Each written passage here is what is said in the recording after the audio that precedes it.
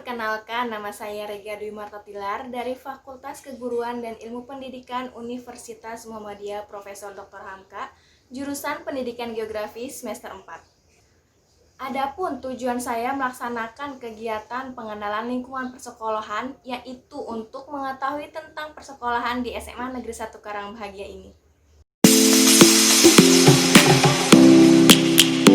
Assalamualaikum warahmatullahi wabarakatuh. Waalaikumsalam warahmatullahi wabarakatuh. Sebelumnya izin perkenalkan diri saya dulu ya Pak. Ya.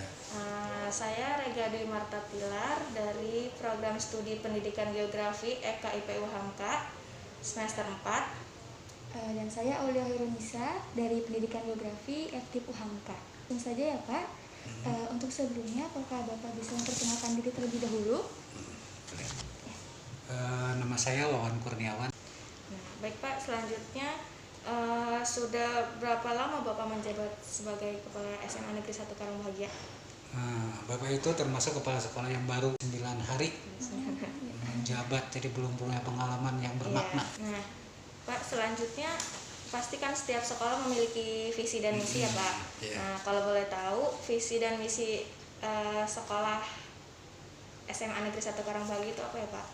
Misinya ada 3B, berakhlak, berbudaya, dan berprestasi. Kemudian misinya ada 8, menciptakan lingkungan sekolah yang agamis melalui pembinaan dan kegiatan keagamaan berkelanjutan. Kemudian meningkatkan kedisiplinan dan tanggung jawab tenaga pendidik dan peserta didik. Kemudian meningkatkan kebersamaan, jadi segala sesuatunya bersama. Kemudian kekeluargaan dan kepedulian sosial. Kemudian meningkatkan keterampilan apresiasi seni, olahraga, dan kewirausahaan. Kemudian 5, mewujudkan 7K lingkungan, kebersihan, keindahan, kenyamanan, ketertiban, dan keamanan. Kemudian 6, meningkatkan prestasi akademik melalui pembelajaran yang efektif, kreatif, dan inovatif. Kemudian yang ke-7, meningkatkan pengelolaan administrasi sekolah secara profesional. Kemudian yang terakhir 8, membina kemandirian peserta didik melalui ekskul ekstrakurikuler untuk memperoleh prestasi sesuai bakat dan minat. Baik Pak, kira-kira kriteria seperti apa yang diinginkan sekolah dalam pemilihan peserta didik? Ya, tentu inginnya itu yang berkualitas baik ya, berkualitas baik, baik akademik maupun non akademik, dan spiritualnya terutama ya. Nah itu yang paling penting itu aja dulu. Jadi sedikit tetapi mencapainya berkualitas, baik dari segi akademik dan non akademik. Akademik mau belajar di sini, kalau non akademik mungkin school dan lain sebagainya ya. Untuk selanjutnya Pak, apa saja tata tertib yang berlaku di sekolah ini ya Pak? Tata tertib ini di sini ada 3 garis besar ya. Pertama ada kewajiban siswa atau peserta didik, ada larangan siswa, yang kedua, kemudian yang ketiga ada sanksi. Pertama, setia dan taat sepenuhnya kepada Pancasila dan Undang-Undang Dasar 1945. Kemudian yang bagian keduanya menjunjung tinggi nama baik diri dan nama baik sekolah atau alma mater ini ya. Kemudian ada tata cara berpakaian seragam, yaitu dari Senin, Selasa, Rabu, Kamis, Jumat. Untuk selanjutnya Bapak, berapa total tenaga kerja yang ada di SMN 1 Karangbahagia ini Pak?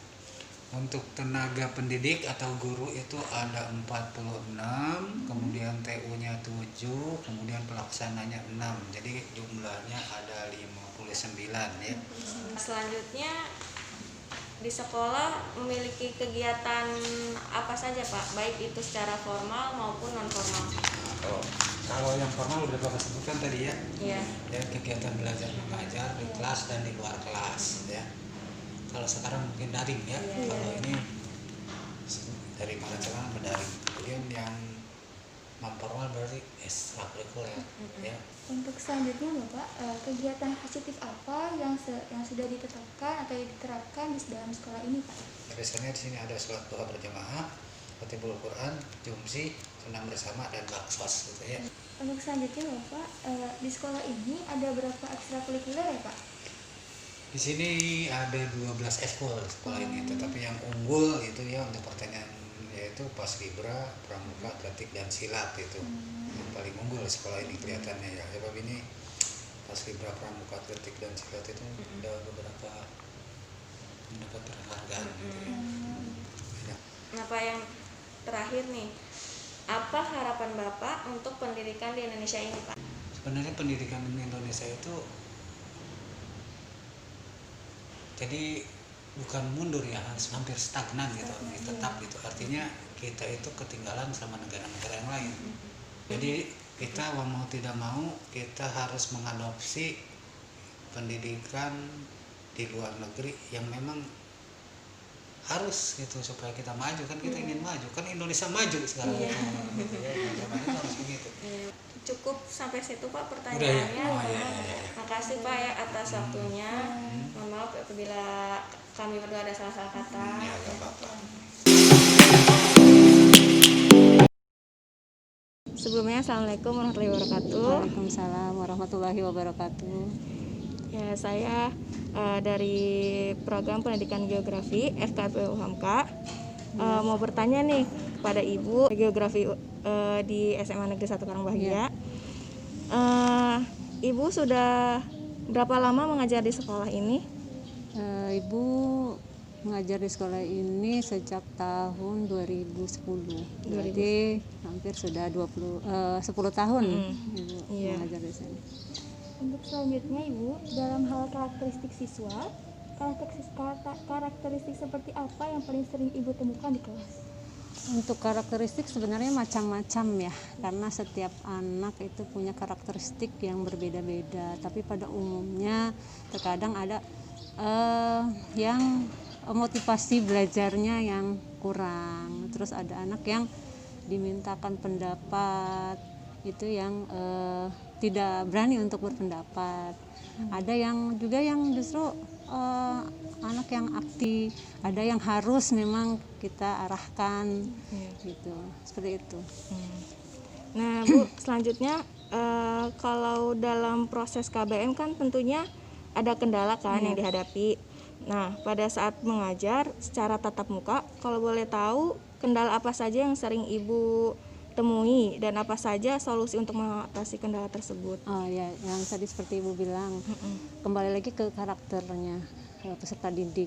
Yang sering sih mungkin motivasi belajar anak yang kurang. Nah, solusinya sebagai guru itu kita mengetahui nih bahwa siswa kita sepertinya sedang tidak semangat. Nah, makanya kita pintar-pintar jadi seorang pendidik itu kita harus membaca situasi, membaca apa yang sedang terjadi nih di anak gitu. Paling ya jika memang ada di pelajaran KBM yang siang itu pastinya kan motivasinya udah turun tuh ya. Ya, atau kita buat metode pelajaran yang membuat anak itu jadi lebih semangat. Biasanya anak lebih senang itu kalau belajar diselingi dengan metodenya dengan permainan gitu. Jadi seperti itu. Biar nggak bosan juga ya, Bu, ya. Yang tidak membosankan untuk anak. Selanjutnya Ibu, dalam menunjang pembelajaran, khususnya pembelajaran geografi, metode pembelajaran seperti apa yang biasa Ibu terapkan di kelas? Untuk metode pelajaran kita khususnya saya bermacam-macam. Untuk metode itu kita sesuaikan dengan materi ya, kita sesuaikan dengan materinya.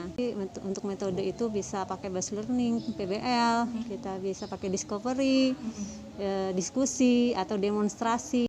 Jadi untuk metode kita sesuaikan dengan materi. Nah, menurut Ibu cara belajar yang seperti apa yang menyenangkan bagi peserta didik? Ya itu tadi Ibu bilang.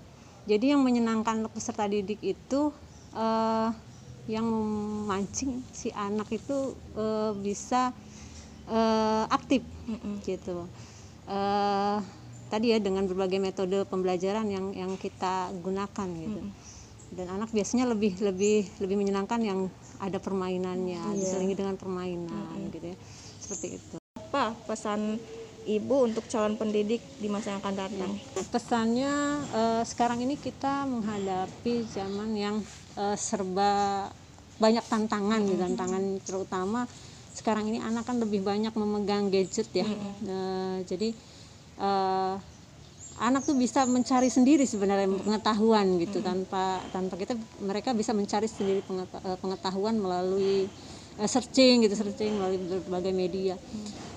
Jadi pesannya kita juga jangan sampai kalah gitu. Kita harus lebih mempersiapkan diri kita agar kita nggak ketinggalan dengan peserta didik kita gitu. Terus satu hal yang jangan sampai terlupakan, kita ini seorang pendidik. Jadi kita tugas kita bukan hanya mengajar, mentransfer ilmu saja, itu bukan itu gitu. Tujuan utamanya bukan hanya itu gitu. Tapi tujuan yang paling penting itu bagaimana kita menanamkan sikap yang baik ke anak, memberikan tauladan yang baik ke anak gitu, agar si anak punya bekal di masa depannya bahwa adab itu lebih penting gitu. Ketika si anak hanya memperoleh pengetahuan saja tapi tanpa ada adab, itu pasti si anak, menurut ibu itu bukan anak yang sukses gitu. Mereka masih gagal. Jadi pesannya ya, kita dari kitanya sendiri dulu, kita harus memberikan teladan sikap yang baik terhadap anak-anak. Ya Bu, cuma segitu yang ingin saya tanyakan pada Ibu. Sebelumnya terima kasih Ibu atas waktunya. Ya, sama-sama.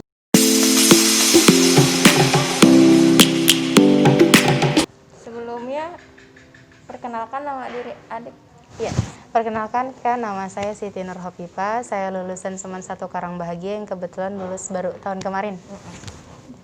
Untuk selanjutnya, ketika kamu masih bersekolah di sini, ekstrakurikuler apa saja yang kamu ikuti?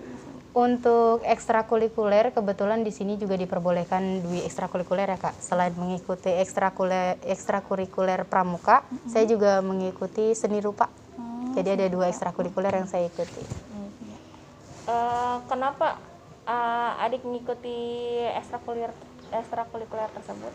Kalau untuk pramuka pribadi, saya dari SD emang udah ikut pramuka karena saya orangnya senang berorganisasi juga, senang kegiatan di luar. Jadi menurut saya cocok banget nih ekstrakurikuler ini saya ikutin gitu karena kegiatannya juga banyak banget. Jadi emang saya juga senang banget sama pramuka. Gitu. Kalau untuk seni rupa, selain saya ikut pramuka juga, saya juga sering bikin karya gitu Kak. Jadi banyak karya-karya yang saya bikin di seni rupa untuk melatih skill saya juga sih. Untuk selanjutnya, menurut adik, apakah pelajaran geografi menyenangkan? Menurut saya geografi itu sangat menyenangkan karena saya orangnya seneng mencari hal-hal yang baru. Jadi kan di geografi ini banyak teka-teki gitu Kak, mulai dari perubahan iklim, perubahan cuaca, sampai bahkan saya pun bisa mengetahui perubahan siang dan malam melalui geografi. Jadi sudah lengkap banget ya di geografi dikajinya. Selanjutnya, apa sih kendala adik saat bersekolah? Untuk sekolah sih kendalanya masih umum ya Kak. Paling kalau saya kan berhubung jauh, jadi kadang suka transportasi. Karena di daerah saya pun angkutan umum tuh masih belum lalu lalang seperti yang lain. Dan untuk teknis pembelajaran, mungkin dari sistem karena Kurtilas, kurikulum 2013 ini mengharuskan siswanya hampir full day school ya. Jadi kendalanya mungkin itu karena kelelahan juga di sekolah dengan materi yang begitu banyak. Itu aja sih untuk kendalanya. Untuk selanjutnya, guru seperti apa yang menyenangkan untuk kamu? Kalau untuk guru, kebetulan saya juga kan masih remaja. Jadi saya mengharapkan banget nih guru-guru yang ngajar kita tuh yang friendly gitu Kak. Yang bisa melakukan pendekatan sama siswanya. Karena remaja itu kan paling sering buat curhat ya. Jadi mengharapkan guru yang bisa buat dia tuh nyaman ketika dekat sama guru. Dengan begitu kan pola pikir kita sama gurunya juga makin enak gitu. Lebih ke friendly aja biar kita juga jadi sama-sama nyaman sama gurunya. Biar nggak ada canggung tanggung. Benar, apalagi kan sekarang lagi maraknya kan guru kekerasan segala macam. Nah, itu harus dipikirkan lagi juga sama gurunya, lebih mengenal murid-muridnya gitu. Nih, untuk yang terakhir, pesan apa yang ingin disampaikan untuk para calon guru nih? Untuk calon guru ya, melihat beberapa contoh, bukan contoh, maksud saya panutan dari guru-guru di sini. Ada beberapa guru yang saya senangi. Untuk calon guru ya semoga pesannya bisa lebih kenal sama peserta didiknya nanti gitu Kak. Karena ya namanya murid kan memiliki kapasitas sendiri masing-masing. Jadi guru-guru tuh harus paham nih kapasitas si anak A ini kayak gimana, kapasitas anak B kayak gimana. Intinya harus lebih sering belajar dan lebih mengenali anak peserta didiknya. Gitu. Harus ini ya, mendekatkan diri pada Harus melakukan pendekatan terus pendekatan karena pendekatan penting banget. ya. Mungkin itu aja pertanyaannya. Ya. Terima kasih atas waktunya. Kembali kasih sama-sama. Nah, tadi merupakan video hasil wawancara terkait pengenalan lingkungan persekolahan yang ada di SMA Negeri 1 Karangbahagia. Semoga teman-teman menjadi tahu informasi tentang lingkungan persekolahan yang ada di SMA Negeri 1 Karangbahagia ini.